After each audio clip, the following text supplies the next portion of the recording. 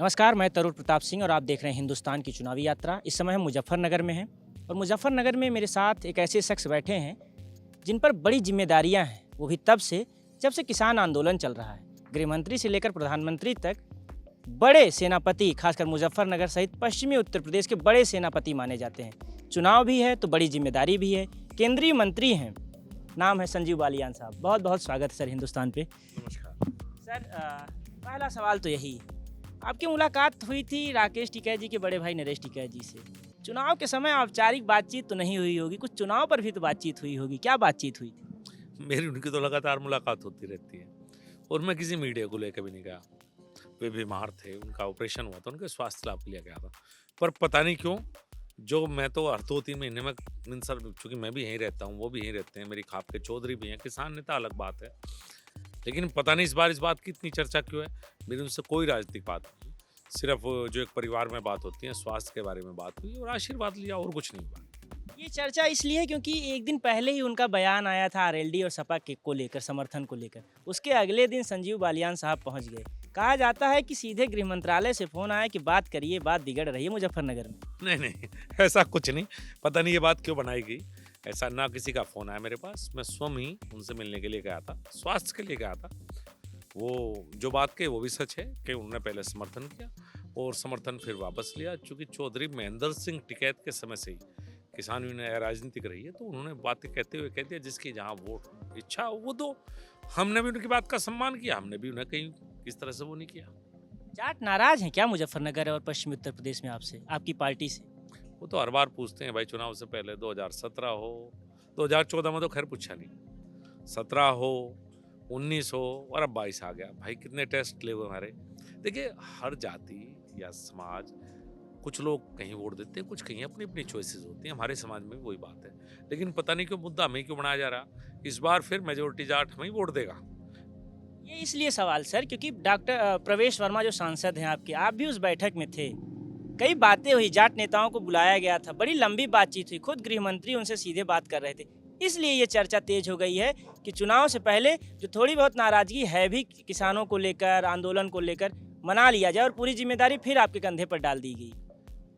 अभी भारतीय जनता पार्टी ने सभी जातियों के सम्मेलन किए थे, भाई सामाजिक सम्मेलन के नाम पर। समाजवादी पार्टी ने भी किया, हमारा नहीं हो पाया था, हमारा दिल्ली में हुआ, इतना ही फर्क है। सबके हुए थे, सबने अपनी बात रखी थी और लोकतंत्र में ऐसा चलता है। तो और 2017 में भी अमित शाह जी ने हमारी बात। अमित शाह जी थोड़ा बेहतर पश्चिम को समझते हैं। वो यहाँ जब प्रभारी थे, बहुत लंबा समय उन्होंने यहाँ गुजारा। और अगर आज उत्तर प्रदेश में भारतीय जनता पार्टी खड़ी है ना, तो वो नींव ईंट से रखने के ऊपर तक का काम नहीं भारतीय जनता पार्टी का, अमित शाह जी का है।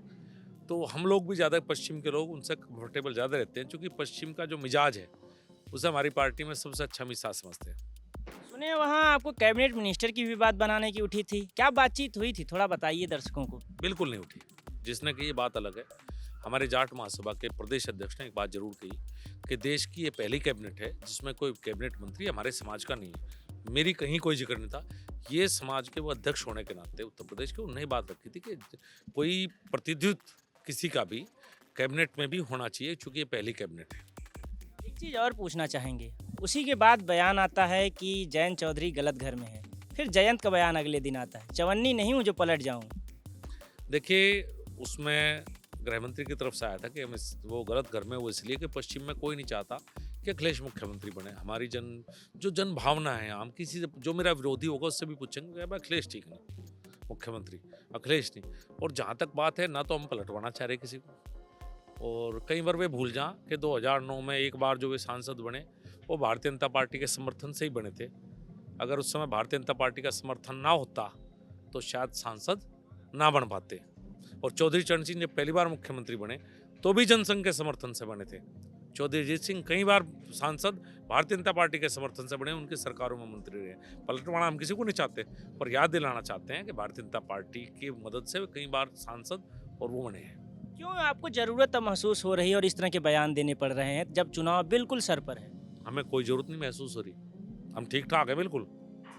बयान ये दिया गया था, गलत घर का मतलब सिर्फ इतना बयान था, कोई नुक्ता नहीं भेजा गया था कि भाई हमने नुक्ता भेज दिया या हमने कह दिया वो गठबंधन में हमारे सामने चुनाव लड़ रहे हैं, हमें पता लड़ेंगे, हमें नहीं पता।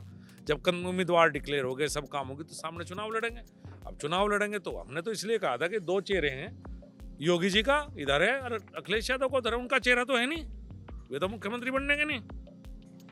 तो जनता तक ये बात पहुंचानी, भाई आप इधर दी हुई वोट अखिलेश यादव को मुख्यमंत्री बनाएगी। अगर आपके साथ आते हैं तो आप उप मुख्यमंत्री बना सकते हैं उन्हें। मेरे हाथ में तो किसी को कुछ बनाना है नहीं, ये तो मेरा पार्टी नेतृत्व तो निर्णय लेता है, और हमारी पार्टी में कोई मेरे से सलाह करके तो निर्णय लेते नहीं। अगर मैं सलाह दूं, ये तो हमारा राष्ट्रीय अध्यक्ष या केंद्रीय नेतृत्व है, वो निर्णय लेता है, उधर बन लो। एक सवाल और, मुख्यमंत्री जी का एक बयान बहुत वायरल हो रहा है। उन्होंने कहा कि 10 मार्च के बाद मई जून में भी मैं इसे शिमला बना देता हूँ। पश्चिमी उत्तर प्रदेश को लेकर उन्होंने एक बयान दिया था। विपक्ष का आरोप है कि फिर से भारतीय जनता पार्टी ध्रुवीकरण की राजनीति कर रही है। हमें करने की बिल्कुल जरूरत नहीं। हमने 5 साल प्रदेश ने और 8 साल केंद्र के जो अच्छे काम हैं उनके आधार पे हम चुनाव में जा रहे हैं। पश्चिम की तस्वीर हमने बदली है। अच्छी सड़कें, 24 घंटे बिजली, अच्छी कानून व्यवस्था, मुख्यमंत्री अपराधियों पर सख्त रहे हैं, सबको पता है। माफिया गिरदी को समाप्त करने का श्रेय उनका जाता है, क्योंकि इंफ्रास्ट्रक्चर पर ज़्यादातर काम केंद्र सरकार से हुआ है, लेकिन माफिया को समाप्त करना, कानून व्यवस्था बेहतर करना, ये काम मुख्यमंत्री ने करके दिखाया। उनका बयान भी उसी के संदर्भ में है कि जो आपराधिक प्रवृत्ति के लोग हैं उसे राजनीतिक लोगों से ना जोड़ा जाए, कृपया समझें। उनका इशारा अपराधियों की तरफ ही था। 80 और 20 का क्या मतलब निकाला जाए? वो तो वही बताएंगे साहब, मुझे तो इस बात का मुझे भी नहीं पता लगा आज तक। उनसे पूछ के जो बताओ मुझे भी बता देना। अच्छा, कितना क्या लग रहा है, कितनी सीटें आ सकती हैं भारतीय जनता पार्टी की पश्चिमी उत्तर प्रदेश में? क्योंकि कहा जा रहा है सबसे बड़ी जिम्मेदारी संजीव बालियान साहब को तब भी थी जब चुनाव किसान आंदोलन चल रहा था। तो किसान आंदोलन की वजह से डर सता रहा है, क्योंकि राकेश टिकैत अब भी हमलावर हैं। बजट आया, उन्होंने कहा किसानों के साथ धोखा हो गया है। वो तो हमेशा देखो, वो किसान नेता है। जब आप किसी आंदोलन को लीड करते हैं तो आप किसी सरकार की बड़ाई नहीं करते। वो तो जो पहले बजट आते थे पढ़ता था, जब भी कहते हैं उनका काम वही है। वो है गलत नहीं है, उनका काम है किसानों की बात कहना, किसानों के लिए मांगना, वही उनका काम है। तो उनकी इस बात को हुए कि हमारे पे हमलावर है, जब वो पिछली सरकार थी वे उन पर हमलावर रहते थे। वो सरकार पे हमलावर रहते हैं, वो किसी पार्टी पे हमलावर नहीं रहते। इस बात का उनका सम्मान है किसान नेता के तौर पर। तो जहाँ तक बात है कि हमारी कितनी सीटें आएंगी, देखो भाई ज्योतिषी तो हूँ नहीं, लेकिन मुझे इतना पता कि 2017 में जितने प्रतिशत वोट पश्चिम में मिला था उससे बढ़कर मिलेगा, चाहे 1% वोट हो, चाहे 2% या 5%।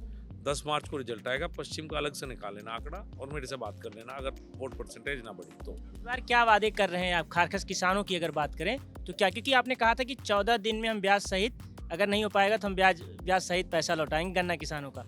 और किसानों को लेकर, इसको लेकर है, पैसा तो आया, वो कह रहे हैं कि पैसा उस तरह से भुगतान हुआ है, लेकिन फिर भी देरी हो रही है। क्या किसानों को क्या वादा कर रहे हैं इस बार? 25% शुगर मिल बची हुई है। देखिए, एक पहली बात तो हमारा वायदा नहीं था, ये कानून है। लोग कंफ्यूज रहते हैं। 1968 का शुगर कैन एक्ट है जो कहता है 14 दिन में पेमेंट करो। कोई सरकार नहीं कर पाई, बड़े बड़े धुरंधर रहे। आप भी नहीं कर पाए हैं? मैं भी नहीं कर पाया। मैं कब कह रहा हूँ, बिल्कुल नहीं कर पाए, सच है। 25% शुगर मिल ऐसी है जो आज भी लेट पेमेंट करते हैं। अखिलेश यादव के समय में उन्हें ब्याज समाप्त कर दिया गया था, पहले ब्याज मिलता था। इस बार सरकार बनती, वो काम मैं चाहता था इस बार भी वो नहीं कर पाए, लेकिन इस बार घोषणा पत्र में डाल दिया गया। और अमित शाह जी ने वादा किया है, उस दिन भी वादा किया और वैसे भी किया। उन्होंने कहा, उनकी बात बड़ी है हम सब लोगों के लिए, घोषणा पत्र में भी है कि अगर इस बार कोई भी गन्ना का भुगतान में देरी होगी तो शुगर मिल को, किसान को ब्याज देना पड़ेगा। एक लास्ट सर सवाल है, मैं क्योंकि मैं दूसरी तीसरी बार मुजफ्फरनगर आ रहा हूँ पिछले 2-2.5 महीने में, एक बार सवाल किया जाता है कि सिर्फ इस बार 2 ही बार, पूरे 5 साल में 2 ही बार गन्ना का दाम बढ़ा है, गन्ने का रेट, वो भी तब अभी जब किसान आंदोलन चला था, तब फिर आप लोगों की दबाव और तमाम बातें चर्चा में थी, उसके बाद बढ़ा है। क्या वजह की? और किसान कहते हैं कि हरियाणा की तुलना में बिजली महंगी है और उस हिसाब से भुगतान नहीं हो रहा है। मैं भी चाहता हूँ कि हरियाणा जितना पेमेंट हो, 360 रुपये क्विंटल वहाँ है, 350 हमारा है। मैंने बहुत जोर लगाया 10 रुपये और बढ़ जा, नहीं बढ़े। अगले साल कोशिश करेंगे कि हरियाणा के बराबर हो जा। विकास या ध्रुवीकरण, क्या मुद्दा रहे? विकास, बिल्कुल। तो हमारे साथ बातचीत के लिए मौजूद थे संजीव बालियान जी, जो कि मुजफ्फरनगर से सांसद हैं लगातार दूसरी बार और केंद्रीय मंत्री हैं। उनका कहना है कि ध्रुवीकरण नहीं, विकास के मुद्दे पर चुनाव लड़ेंगे और पश्चिमी उत्तर प्रदेश में पिछली बार यानी 2017 की तुलना में इस बार 1 या 2% जरूर वोट बढ़कर आएगा। अब 10 मार्च को चुनावी नतीजे बताएंगे कि इनके दावों में कितना दम होता है। आपने हमें समय दिया, इसके लिए बहुत बहुत शुक्रिया। आप देख रहे हैं हिंदुस्तान। नमस्कार।